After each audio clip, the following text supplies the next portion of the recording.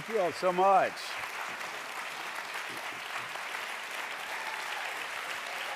They love you. No, it's not for me. It's for her. Thank you all so much for being here tonight. A couple of quick corrections. If Mika's father were here right now, he would say, "It is Dr. Brzezinski, not Mr. Brzezinski." Secondly, I never worked in Tallahassee. But it's wonderful to be here. We obviously, shocking news today, and something that we just have to grapple with, and that is violence in America, political violence in America. And these are extraordinarily turbulent times. Mika, tonight we're going to be talking about your father, who went through extraordinarily turbulent times and was an extraordinary visionary in how to guide this country through extremely difficult times, and had a vision that few had then, and God, I wish more would have now. Yeah.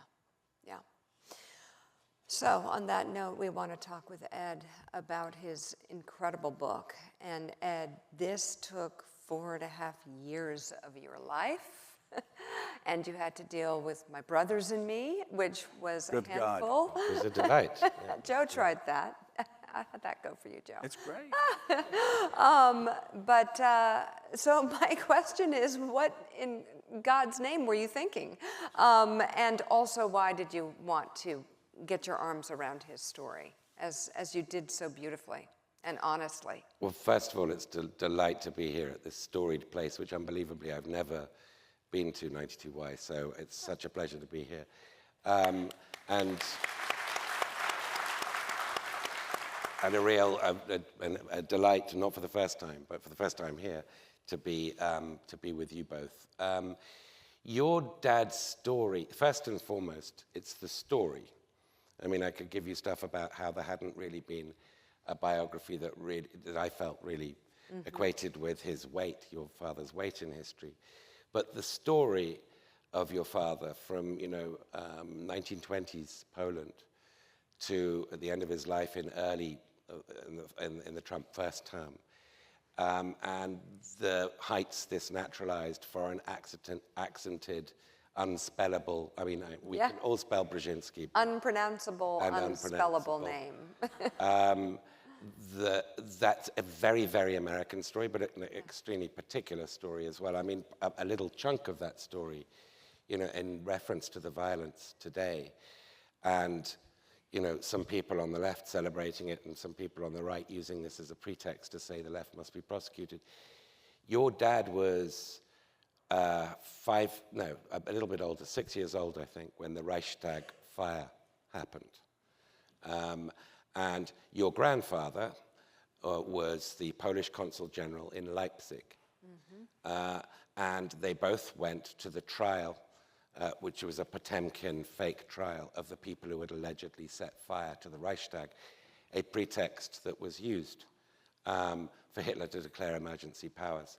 And when I see the response to political violence, I think of the imprint that had on your father in the 1930s, in the early 1930s, in Germany, as this very brazen young kid, and reading your grandmother's letters and diaries about this young Zbig growing up. I mean, you see a lot of the hallmarks of this hard-charging character from them, but the imprint that had on his political consciousness at that age, an age most people can't even spell the word politics, that he was already thinking and talking about it. The torchlight parades in Leipzig that terrified the children. Your father's life is an extraordinary span. It's a cinematic span. So first and foremost, it's just the opportunity as a writer to tell that story. It is. I learned so much about my father's young life, things I never knew, things I had heard echoes of, terrible things that I knew he had suffered through, but only could just hear once in a while one line about it.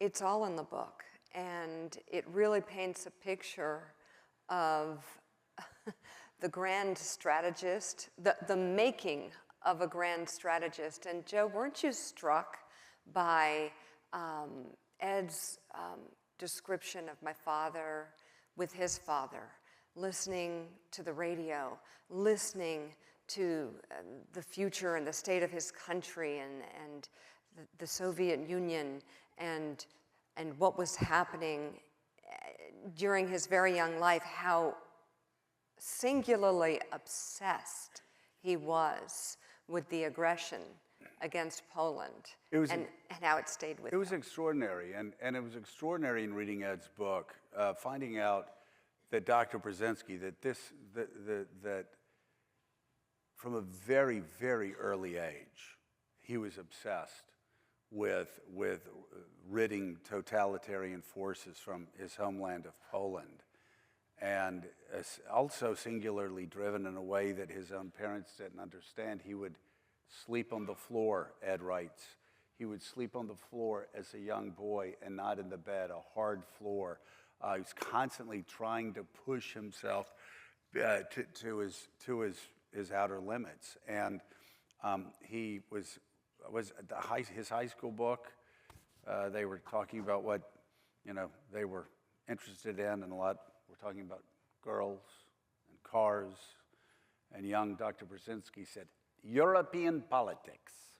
And that singular obsession, Ed, is what I find remarkable. It's cinematic that as a young child, he's listening to the radio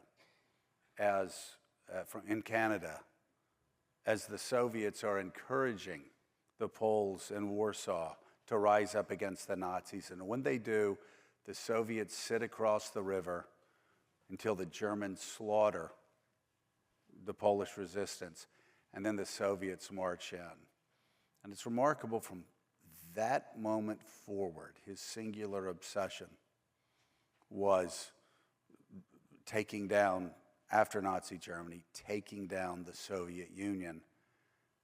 And your book is really about how he, as opposed to Henry Kissinger, always knew it could happen, where Kissinger actually thought that it was the Soviets who eventually would pass us technologically, militarily, economically. Kissinger has to come up, but can I just go back to him as a child? Yes. In Canada, Montreal, aged 11, listening with his dad to Radio Warsaw in September 1940, and after a couple of weeks, Radio Warsaw goes silent. The pincer invasion from the east, the Soviets and the Nazi Germans happening, and their families and their home and his hometown, Warsaw, everything's being razed. They're hearing reports. Then it goes silent, except for the first 11 notes of a Polonaise by Chopin that they hear every night. And that's the only thing they hear after that from Radio Warsaw until one night, I think early October, about a month later, it's replaced by Deutschland über alles. And this 11-year-old is writing this diary like a really, really smart 16, 17-year-old. And he's arrived on North America's shores without speaking a word of English, and he's already getting first prize for English literature and for catechisms, but in English, the religious instruction, for all these kinds of things.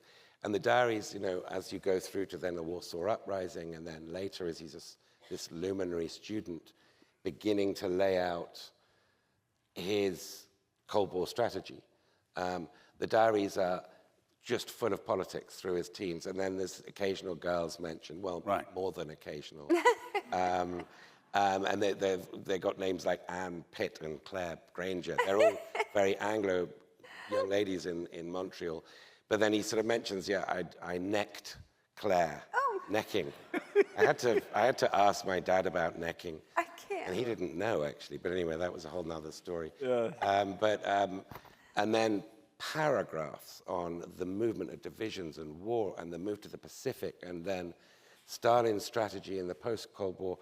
this was a sort of preternaturally political driven young man. And it's very rare, I emphasize that, because you know this as his daughter, but to have somebody that monomaniacal and absolutely sort of clear what his goal is in life, which is to liberate Poland from foreign rule.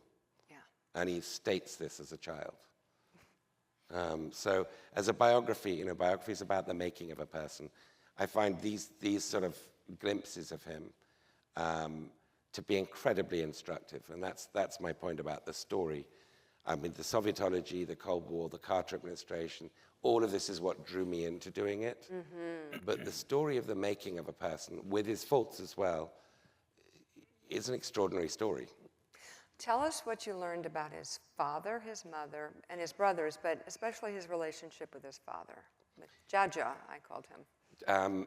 Well, he was this wonderful, what I sort of think of as a Habsburg era figure, raised when that part of Poland was still part of the Habsburg Empire, and he studied in Vienna and danced in the ballrooms of pre-First World War Vienna, and then Poland's created at the end of the Second World War. He becomes a diplomat for Poland in Nazi Germany, in northern France, but then in Kharkiv in Ukraine during the Moscow show trials. Right. And so the family didn't come with him for that. It was too dangerous in Stalin's Soviet Union. But again, the stories that your dad learned from him about that experience, it wasn't that far away, isn't that far away, Kharkiv from Warsaw, but there was a world. In those days, Poland had a brief moment as an independent republic. And so in those days, there was a universe of difference between Warsaw with its cinemas, its dance floors, its Art Deco buildings, and Kharkiv, which was being entombed. I mean, and your grandfather, Zbig's father, didn't make friends with locals because the moment he did, they would vanish. So all of this is sort of, in a way, mother's milk to your father. This is what he grew up with, what I call a sense of amputated Polishness. Wow. By the way, the Mika absolutely loved her grandfather. I did. He was and so sweet. And told me he was kind. this beautiful, angelic face, and reminded her of Pope John Paul II. Pope John Paul II. They looked similar. Looked a lot alike and had the same. But unlike Pope John Paul II, when he started to get older, Mika would walk in, and every time he saw her, he would reach in his pocket and give her a $5 bill. And young Mika, as she realized his memory started to go, she would get the money, pocket it. She would walk out of the room for 3 minutes, come back around, walk back in, get another $5 bill. And I can assure you, things have not changed. She waits till I get really tired and said, honey, remember you said you were going to pay for that bill? Can I mention to Mika very important little events in the book? Oh, of course. As a child? Yes. One is when Deng Xiaoping, China's leader, makes the first visit by a Chinese leader to the United States. We're really jumping ahead here. We are. Yeah, but this is a good but story. we're still on childhood. Okay. We're still on you. There's a commonality.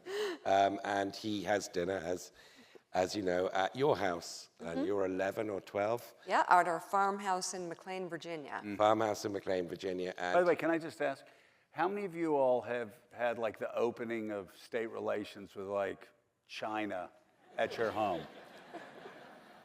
No? Okay. And then still more, served the Chinese leader. Served Deng Xiaoping caviar. Caviar, a gift from the Soviet ambassador, to Brzezinski, which of course was a great amusement for Deng Xiaoping, because they were eating Moscow's lunch. And she spilt caviar, Soviet caviar, Russian caviar, on Deng Xiaoping's lap. And I imagine you were a lot taller than Deng Xiaoping, even at 11. It's very embarrassing. President Carter actually told us at Dr. Brzezinski's funeral, that would have been bad enough, but young Mika Oh, no. Don't do a got up demonstration. to wipe off the caviar Okay.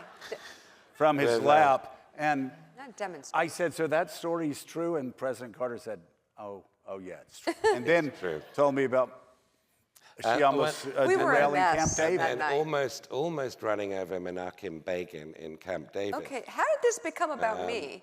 So I just, I'm just setting the context. Yeah, you just That hap- wait for a moment, there, Mika. And Begin, it's a very tense, as you know, 13 days cloistered. yeah. No internet, no radio silence, totally. And the families are there, and a few staffers, basically, though. It's Carter, Begin, and Sadat. Yeah. And she and Amy Carter driving around in this golf buggy. And did you actually hit Begin? So I believe I just bumped his shin. Okay. And Just bump the shin. I thought it was the pedal to move forward. Yeah. I mean, I thought it was the brake.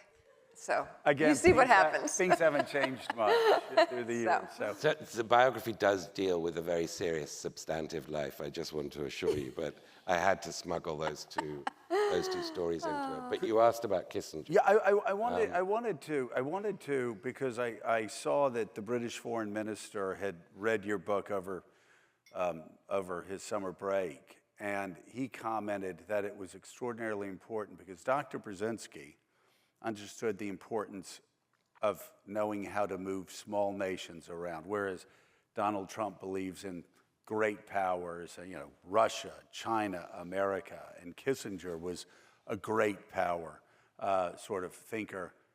Dr. Brzezinski, could you explain how revolutionary his comparative communism approach was? Nobody was doing this. In the 1950, around there, you talk about how he realized that you could actually take the Soviet Union down from within because, as you write in there, he would snarkily ask somebody, "Oh, do you speak Soviet?" Right. Suggesting no, that they do not speak. So, yeah, so talk about that. And that is how he had that extraordinary vision, which eventually, starting with Poland, led to the downfall of the Soviet Union. Yeah, it's a fascinating. He's 22. He's at McGill. It's his thesis, and it's called Russo-Soviet Nationalism. And in that, he identifies the Achilles heel of the Soviet Union as being its nationalities, who didn't speak Soviet and didn't see themselves as Soviet, saw themselves as being under a Russian, albeit Bolshevik, yoke. And as a Pole, of course, he had that insight that a lot of basically, Anglophone Sovietologists didn't have, with the exception of George Kennan, who was a Russian speaker. But by the way, and you talk about how Kissinger and Brzezinski were able to penetrate the sort of foreign policy world completely dominated by WASPs at the time, white Anglo-Saxon Protestants, in part because they understood that permanence, world affairs were nothing was permanent, that it was constantly moving, there was a constant battle, and that gave those two immigrants That's insight. what they had in common, Yes. Kissinger and Brzezinski.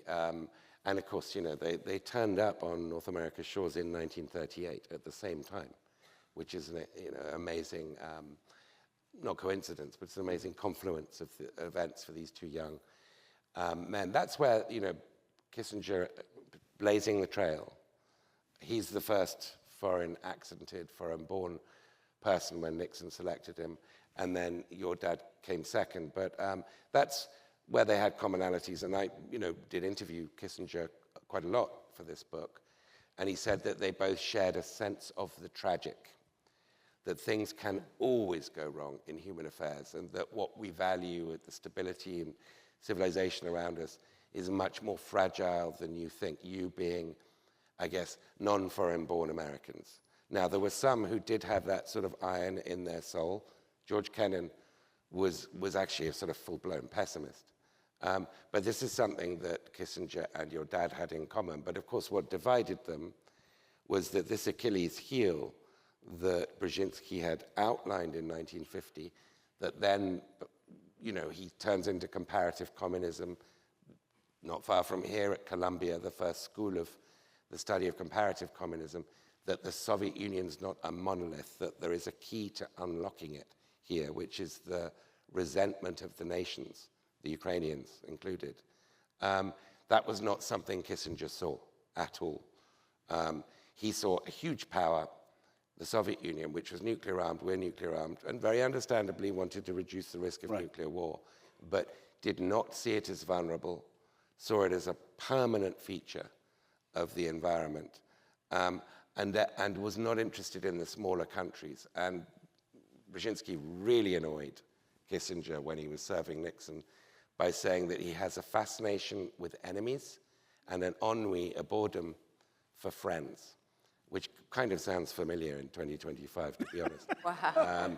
But that really riled up Kissinger, I think because it was true. Right. Who? My dad was searing. He could be searing. Yes, he could. I mean, he did, and the correspondence between Kissinger and your dad. I mean, I think it's up there, really, because of the multi-decade nature of that dialogue. And they weren't like chummy friends. But there was they're something. frenemies. Yeah, they were frenemies, and when they went on stage together at times, it was fun. By the end of their lives, they really sort of enjoyed the competition. And Poked at each other. Dr. Kissinger broke down in tears, right about when he heard the news that Dr. Brzezinski died, and wrote Mrs. Brzezinski the most beautiful letter. You could tell it. I would say, I'll mention that in a second, but I would say it's up there. This is an extraordinarily important strategic disagreement, but respect. And this dialogue spans basically 6.5 decades. It's up there with Jefferson Adams, in my view, as an extraordinary rivalry, and but always engaging with each other rivalry. Somebody mentioned to me the other day that, I think very wrongly, that Kissinger's Mozart and Brzezinski's Salieri. On the Cold War, that was really quite wrong.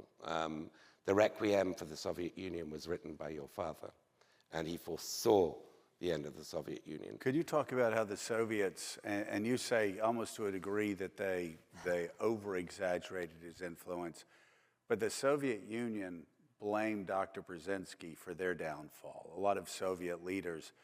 And the first time, I guess, he talked to Pope John Paul II after he had been selected, the Pope actually told Dr. Brzezinski, I guess I need to thank you for my position, because the Soviets believed that Dr. Brzezinski, I guess from his McLean farmhouse, had masterminded the election of a Polish Pope. And so they had a wonderful relationship, but I just thought that was so funny. You write about it. He said, well, I guess I have to thank you for my position. Zbig? Yeah. Yeah, they thought, I mean, so there was a deadlock at the conclave in 1978. Pope John Paul I had been Pope for 20 days, died, and then they select this Polish cardinal. And the deadlock was between the Italian and the Spanish cardinals, the most important in the conclave. And so the joke in the White House was they couldn't agree with each other, so they took a poll. And then Carter really embarrassed your dad by telling the media that the Pope is a very good friend of Zbig. Yeah. And that they'd met once and had a long talk, but very good friend was overdoing it. And then when the Pope came for his first really quite sort of glamorous visit to the United States a few months later, invited you, your dad, and all of you to dinner at the Vatican embassy, and makes that joke, thank you for electing me, Dr. Brzezinski, as Pope, first of all, and second, agreed with your dad's observation that Carter was more like a religious leader, and the Pope was more like an American president. Whoops. So Mika, could you briefly? That was a tough night too. Ed goes into it a little bit, but could you talk about what a tough night that was for Again, your father? a typical childhood, right? Yeah, A no. Like dinner with the Pope. Let me ask that question. How many of you have had dinner with the Pope? Okay.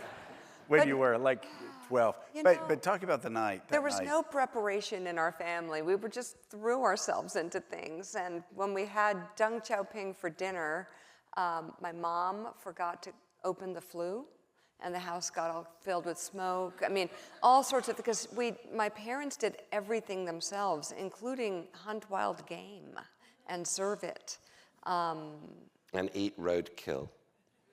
He said it, I didn't, and that serve happened. it to Pamela Harriman. That happened. But, But literally, we were kind of like a little rough around the edges, I would say. My parents were immigrants, and we were just kids of immigrants. And so we lived a little bit differently than everybody in McLean, Virginia.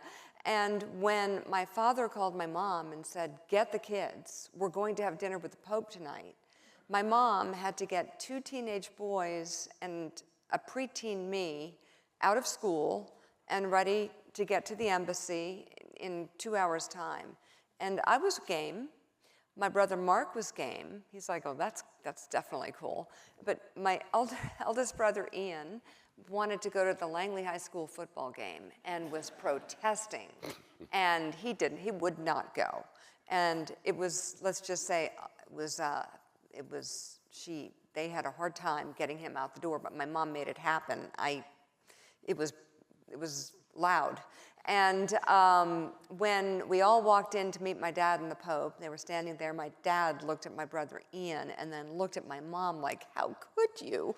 Because Ian was wearing ripped jeans and those Timberland boots with the laces untied. You know how I don't know if the Timberland boots. but that was just the beginning That was of the just the fun beginning. for Dr. Brzezinski. Talk about your mom. Then my mom sat next to the Pope, and she likes to talk about issues that are important to her. She knew her value, and so she took him up on the issue of birth control and the role of women in the church.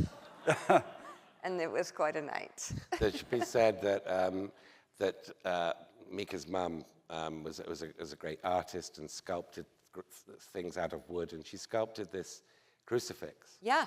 for Catholic Church, St. Luke's. At St. Luke's in McLean. In McLean. In the name of a young man on the track team who had passed of away course. suddenly.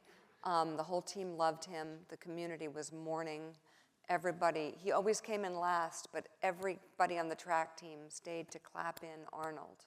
And they loved him so much. And he died very suddenly at a track meet.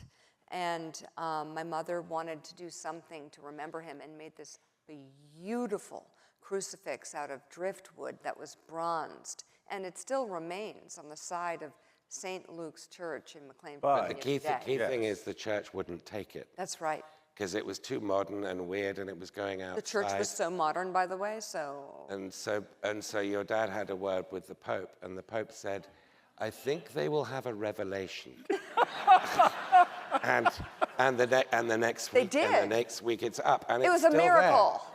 there, because it's all-weather bronze. It was a miracle. It's But so I beautiful. love that. They will have a vision will come to them. Yeah, it did. And it did. but I think I don't perhaps emphasize enough, but your background is not just your dad's Polish origins, but your mother's Czech Yes. origins. And Mika's great uncle, rather, was the last leader of Czechoslovakia twice. Not just when Hitler took over the Sudetenland and he fled in exile with your mother to London, but also when he went back after the Second World War and then died peacefully, but was the second last leader before the Soviets basically snuffed out the very brief post-Cold War. So you come from Central European, in a way, aristocracy, or at least political aristocracy, right? Yeah, in a way. Ed, you're not making things easier for me. But I mean, good Lord, my father coached Dixie Youth Baseball in Meridian, Mississippi, for God's sake. But what's so interesting is that when my dad and my mom came to America, they came with practically nothing. My dad literally came. You can probably name the amount he had in his pocket. $10. Yeah. And my mom, she, during World War II, went to London, to a country orphanage outside of London. Right. And for a year stayed there. And food was scarce. She ate a lot That of was nuts. probably a good thing. Yeah, but I Talking mean, about London food then. she experienced scarcity during the war. That's true. That's true. And then it's a sad story. Her father and mother were separated by war and never got back together. And my grandmother came by way of California. She got a job. She worked full time. She had 3 kids, 2 boys and a girl, just like my mom had 2 boys and a girl, and raised them herself. And it was, maybe the background had aristocratic touches to it, but it was tough going. Story. Yeah. And discovered that her husband had his own separate family, was Yes. essentially a bigamist. It was very hard. But sorry, we're now getting Very painful. into the wrong weeds. But it's fascinating. Am I making your marriage easier or more difficult? I don't know. I can't tell. I can't read this. You're just You tired. can't read You're just tired. No, I'm not tired. I'm always tired. No, you know, the remarkable thing about the Brzezinskis were that despite this background, they were so grounded, and they did everything themselves. They bought this old farm. Now, of course, they had Madeleine Albright go out and get Mika a pony when she was working for Dr. Brzezinski, so they had some benefits. But Mrs. Brzezinski did everything around the house. They built the fences. They Built the stable. They built the stable. Of course, lived in the basement until we had a stable. Mika said a couple of days ago she saw somebody like cutting the grass in our yard. She said, you know, my mother never once let anybody mow the lawn for her. You all literally did everything around that farm. It's a beautiful little property in McLean. It was one of the first farmhouses built there. And they never used a landscaper, so the bamboo that they put up to have a boundary with the neighbors is like 100 feet high. And the forsythias, which people trim, were literally into the sky by the time I had grown up. And my parents would sit together in their later years and look down the hill of this property that had just grown and grown and grown through the decades that they were there together. And they loved it, wild and purely in nature. They were not about the details at all. Can I tell the Pamela Harriman Oh gosh, yes, story? why not? Obviously everybody here knows who Pamela Harriman is. And Averell Harriman was amongst the sort of WASP elites who are very, very disapproving of your father. Mm-hmm. Too headstrong, too argumentative, too arrogant. Mm-hmm. Basically, you know, had dual loyalties in their view. That's correct. That he was motivated by Poland, which I think is unfair. That was an initial motivation. By then he was a very American person. And incidentally, when he went back to Poland for the first time in 1957 on a Harvard scholars trip, newly married to your mother, he said that's when he realized I'm American. Because he'd so yearned to go back that when he came back, it wasn't what and it was quite lifeless and dull. But anyway, by then, widowed Pamela Harriman is round for lunch at their place in McLean, Virginia, and she's eating this venison. And she goes, oh, this is very nice. Where did you get it from? And Mika's mother says, oh, it's roadkill. I think it was a Mercedes that hit it. And the boys dragged it out, and she went green and spat it out. Yeah. And I believe that Mika's friends, you'd steer them away from the guest bathroom. Yes, because, okay, so roadkill was not a big deal to my mom. That's why when you talk about being connected with aristocracy, all I can think of is dead deer, okay? And like chickens and having 2 geese as pets, and then my mom chopped their heads off and we ate them. Because they were all about wild game, growing your crops. My mom had an incredible vegetable garden, incredible. And she got the geese to eat the weeds until she got sick of them and ate them. And, you know, we had lots of animals. It was all about nature and life and death and learning about the earth and navigating life on very basic means. And they shot lots of wild game, but often roadkill was a part of the deal. So the roadkill night with Pamela Harriman, my mom was actually driving to school to pick me up, and she saw it, and she checked to see if it was still warm, and then a farmer stopped, and they started fighting over it. Now, I don't know where you find a farmer in McLean, Virginia, but that's what happened on Old Dominion Road. And she was so proud by the time she came to pick me up at Madeira. She was in her art jumpsuit, covered in blood. And she's like, oh, I got a deer in the back. And she goes, but don't worry, I split it with the farmer, and I got the best part. So, I mean, it was just like so normal for her because it was quality meat. And it made sense. And when you talk about my friends, I tried to make friends. But it's kind of hard when you're growing up Brzezinski. Just very different way of doing things. But my mom dragged a deer in that one of my brothers shot. She dragged it right in the front door, right through the living room, and then got, right through the dining room, and then got distracted by something else she needed to do. So, open the bathroom door and drag it and throw it in the tub. Open the window, it's winter, that's a refrigerator. And she left it there for like 2 hours, and it was like below freezing out, so it was a refrigerator. And my friend came over, this really popular girl from Cooper School, Sarah Height, and she like had the Farrah Fawcett hair, and oh my God, she had the comb in the back pocket and the blue eyeshadow. She was so cool. And I thought, oh my God, I have a play date with Sarah Height. And she's like, can I use the bathroom? And I'm like, yeah, it's right over there. You can imagine it didn't end well. Sarah wanted to go home early, and she called her mom. So, but I mean, it sounds so strange, and yet to me, that was how we lived. I mean, it was very Eastern European. Dead deer as the Soviet Union when I look at I'm telling you. And the hoof life. out of the bathtub. I mean, it's just ghastly. But it made my mother, when I tell the roadkill story in front of her, she used to just sort of look around at everybody laughing, and she'd be like, Of just course. made sense. You don't waste good meat. Good meat. I wanted to ask you, Ed, about Dr. Brzezinski. It's fascinating that we're talking about the Soviet Union and how he got that right. Kissinger got it wrong. And I never realized this until reading your book. He made a lot of enemies on the far left. He was booed at the Democratic Convention.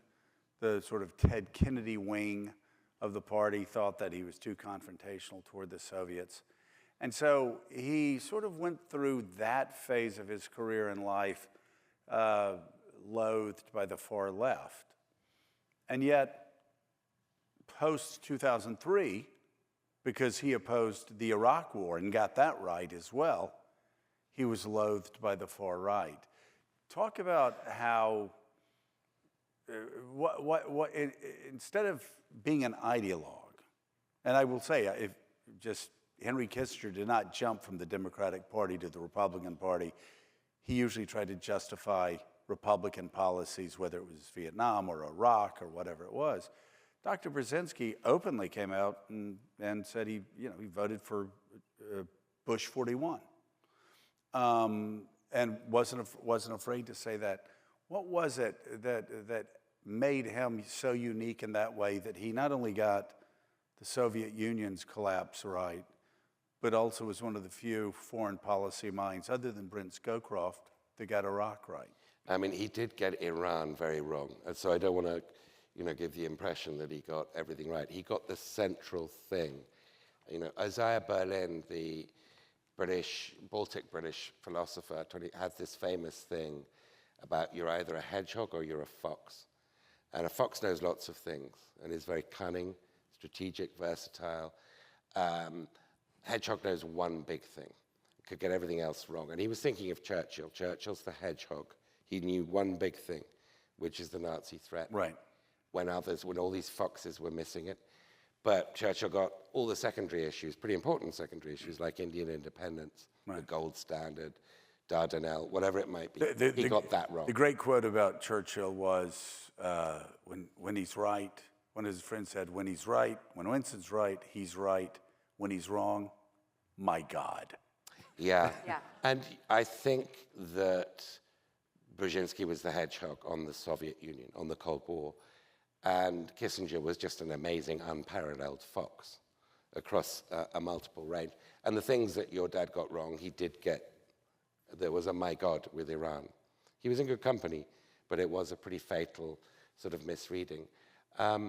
He was very quick out of the starting blocks on the Iraq War, and indeed before the Iraq War, after 9/11, in attacking the nature of how the Bush administration was fighting the global war on terror, how it was actually counterproductive. It was giving regimes like the fledgling Putin regime in Russia a get-out-of-jail-free card to brand everybody as terrorists, put them in their own black ops sites. And I think one of the reasons he was so quick is not just that he saw the situation and the blunder that was coming in Iraq, but that he was quite embarrassed about how late he had been to turning against the Vietnam War.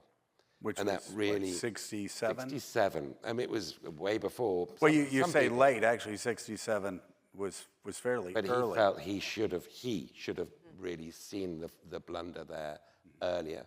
But I think he was, I do think the desire to be liked is in public life a great weakness. The desire to pander, it means that people will be afraid, leaders will be afraid to say things that will make them unpopular. And your late father-in-law did not suffer from that problem. No, he did not. He did not belong to cliques or schools of thought, or even consistently. I mean, he was a Democrat, but he did not like George McGovern in 1972. He didn't like Dukakis. He didn't just vote for Bush Sr. He co-chaired Bush Sr.'s foreign policy team with Kissinger, the first time they were ever on the same campaign, and thereby really annoyed Madeleine Albright because she was Dukakis's foreign issues director. But he was not a member of a faction or a group or a school, didn't read the memos, just independently decided this is the best line, this is what I believe, and I will argue it regardless of cost. And he did pay a price. He did. A lot of people hated him. He was known as Darth Vader in the 70s on the left. Of course, it's the time of the Star Wars movies. But then he became, Robin Hood to the left after 9/11. Right. But it wasn't because he wanted their popularity. It was because he thought, well, this is the right position. And I think it's incredibly rare in public life not to mind if you're being called names and if you're becoming. I think that was one of the most surprising things about the book, and that is that whenever we would go around when he was on the show, he was so revered and he was so loved. Post, the Iraq invasion, 2003, and people were so effusive in their love and their praise for Dr. Brzezinski. But reading your book, and Mika and I talked about this, I would be reading the book at night and go, my God, what your father went through in Washington because he refused to pick sides. He refused to be a member of any clique. He was his own person. Yeah, extraordinary. Very, very remarkable. I've got some great questions from the audience and on live stream. Kind of want to rapid fire these because there's a lot of good ones in here that I want to get to. But Ed, what do you think Zbig would think about the alignment of authoritarian axis, China, Russia, and North Korea? From our audience. It's a great question, and he would be really unsurprised because he did predict it. I mean, America's Great Power Profit is the subtitle to this book. In '93, he wrote a book called Out of Control, in which he warned that the losers from the Cold War, China, Russia, Iran, and North Korea, would form over time an axis of the aggrieved, an alliance of the aggrieved. And this wasn't by any means a book that did well, because it did not fit the moment. The moment was quite sort of self-congratulatory, you could say triumphalist, hubristic.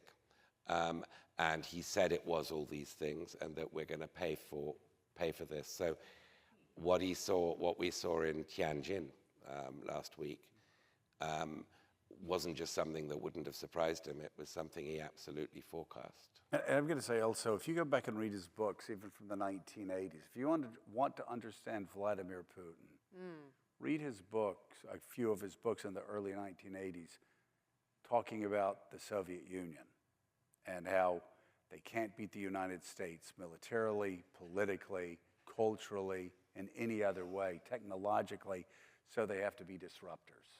They have to constantly disrupt. They have to constantly lie. They have to constantly try to undermine democratic institutions across Europe and the West because they can't win a fair fight. And you read what he wrote then, it still fits perfectly now. Is the practice of American foreign policy dead? No, but it's having a sleep. I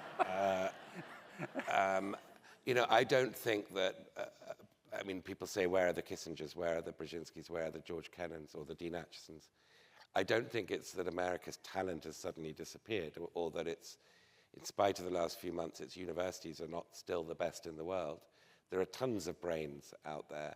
But I think the pipeline of foreign policy strategy into government has somehow broken, particularly since the end of the Cold War and particularly in the last few years, not just Trump. And I think that it's not a supply problem, it's a demand problem. Right. Ed from Arizona, I seem to remember that after Zbig came on Morning Joe, the first or the second time, Where's Ed? he indicated that Joe was not very bright. How and when did he change his mind? Ed actually goes into this. And Ed will tell you that I was right. Yeah. Dr. Brzezinski was wrong, correct? Correct. That's right. No, the funny thing is, we were talking about the Oslo Accords, and what Israel had offered the Palestinians, and they rejected out of hand. And At the Clinton Camp David, 2000. yeah, 2000. Not the Oslo. It wasn't Oslo, okay. Yeah. So I am stunningly superficial. So anyway, it's a long time ago. And Bill Clinton, by the way, I saw Bill Clinton talk about this after, just recently. And so I talked about how the famous quote is, the Palestinians never miss a chance to miss a chance. And he then said something like, you are stunningly superficial. And Mika kind of went under the desk, and we sort of smiled at each other. But Dr. Brzezinski was wonderful. Ed writes about a time in the book where Mika and I went, when was that? I think this is 2016? when he changed his mind. Well, no, he was wonderful the whole time. I mean, I would call Dr. Brzezinski. One Christmas, Ed writes about how I'd call Dr. Brzezinski. It may have been Christmas Eve, and my mom had dementia, my father had died, and I had just always been everybody's parent.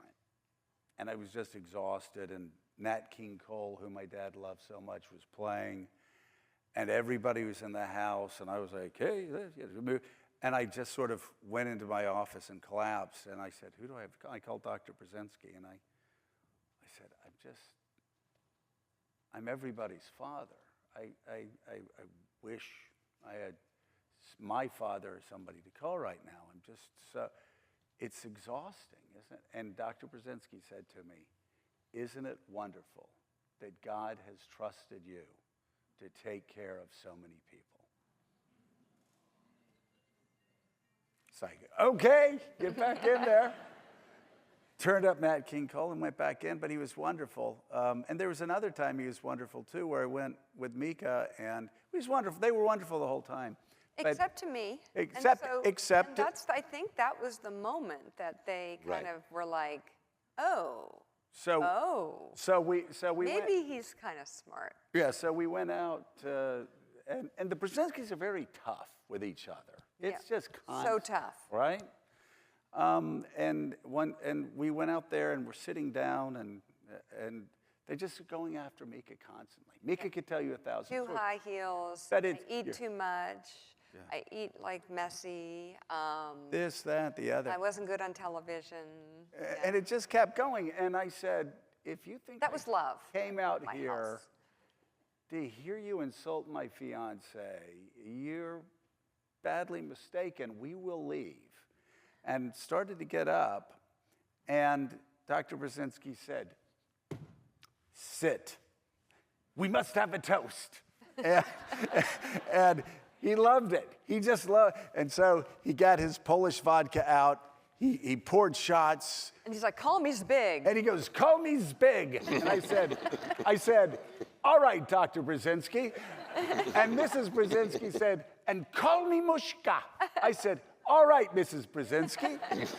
And then down. And then down. But yeah, no, they were absolutely That was wonderful. crossing the threshold. And I will tell you, Mika also discovered through reading this book, and she also discovered after her father died, you know, because he was tough. He drove them. And I must say, it's extraordinary what those children have accomplished. But they drove them constantly. And I remember Mika, after her father dying, going through the papers and going, oh my God. My father wrote this when he was in the White House to my 7th grade teacher. Oh, my Lord. He was so engaged, and he was such a loving father, and your mother was so loving, and they were tough, but they were tough because they didn't, you know, they didn't want you to end up like every other American, spoiled American kid. It should be mentioned he only gave 1 A per class.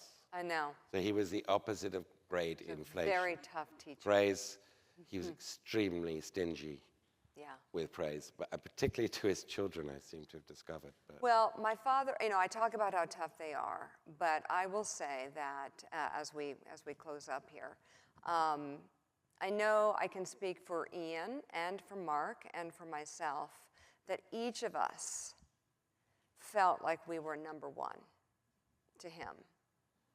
And it's incredible to look back at everything they did all around the world, whether it be dragging huge sculpture of tree trunks from Northeast Harbor, Maine down the highway, driving a Mack truck, my mother, alone herself, and my dad going to Croatia and then to Tunisia or to wherever. They took us along on many of these trips. They did so many different things to On the long try march. and make the world better. They took us to China to be the first Americans to retrace a portion of the Long March. But even when they were doing other things, we always felt like we were number one in their minds. I always felt like I was number one in my dad's eyes. My brothers were too. And he loved me so much. And whenever there was something happening with me, and there are just a few times in my life when it was really serious, I can think of 2 seminal moments that were kind of caused some trauma in my life. One was getting fired, and the other was going through a divorce. And on both of those moments that I had to call my parents and deliver this news, and I probably was holding back tears and my throat was clenching up. Both those times, my dad answered before the phone even rang. It barely rung. He answered on the first ring. He knew. He always could feel it coming and was there, wanted to be right there. And he always told me it was going to be okay, and you could hear him smiling as he was talking with kind of like a glint in his eyes of love, even if you couldn't see him. And he told me it would be okay, and it would work out. And he always likened my failures to his not getting tenure at Harvard. And like the 3rd time I heard that, I'm like, you know, it's not really the same. But I get it. It meant a lot to you. But he was literally the best when the chips were down. He was the best person to have by your side when the chips were down, and I always had him there. And because of this book, and there's a story in the book, it's at the very end of the book. It's at the very end of his life. And I think it proves what I'm saying, that I was always right there in his mind. And he was always thinking of the people that he loved so very much, and always tying up loose ends. And it is, to me, that moment that I think you spelled out beautifully in the book. Just when it happened, it just made me realize how much he loved his family, how much he loved me. And it's the last thing he did. That's all I'll say. And I want to thank you, Ed, for putting yourself through this experience of learning about all of us through the eyes of my father, and for making such a beautiful, beautiful biography that I think is true in its essence. It has hard things in it.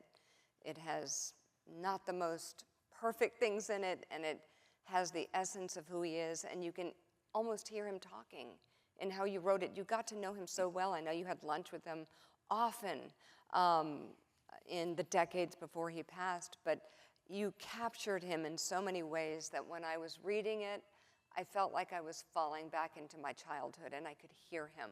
So thank you. And you even said that when you were reading it, one night she turned to me and she said, I can smell my house. I can smell my house in McLean. I love reading this book. Give us your final thoughts about the book, about the man. Well, I mean, I should say it's the most intellectually rewarding, but also at a deeper level, rewarding sort of thing I've done in my career. And should emphasize that it's an incredibly intrusive thing. Yeah. Being a biographer, nothing is irrelevant to this person's life and the making of the person. And the fact that you all gave me every single piece of material I wanted, including stuff that wasn't necessarily, glorifying. No, we went through my dad and my mom's letters, although we stopped because it didn't it feel, it was like they were really young. Oh, they were so beautiful. But there was a letter we burned together. I did take the screenshot before you burned it. Oh. God. And then we burned it. So, yeah, it's so funny. Mika was I don't know if we want to end Mika it. said, you can have all documents book. except this one letter I that can't my let you father have this. wrote my mother. And Dad said, okay, we will burn it together. And so they burned it. I'm reading the book, and they go, Mika, I think he took a screenshot before you put it in the fire. Oh my God. And I should just say the fact that all this material and there was no strings. No. It's extraordinary that you wanted the most objective biography, not Of course, not a journalist. But it's been the most exciting writing and research project I've ever done. Your dad's life needed to be told. An extraordinarily important 20th century and early 21st century American life. And he's been underweighted. I mean, he causes sleepless nights in the Kremlin, even, 8 years after he died. But in Washington, he's been underweighted, and he needs his due. Well, you gave it to him. And you did. And by the way, if you haven't seen it, the reviews of this book have been nothing short of extraordinary, magisterial, first-rate biography. I mean, it really has been unbelievable reviews. So, Ed, thank you so much. You we can greatly get a copy appreciate in the it. back. And we invite you over to our home anytime to have roadkill. No, I don't do that. Thank you. So much. That was wonderful. Thank you. Thank you so much. That was so wonderful. Great. That's great.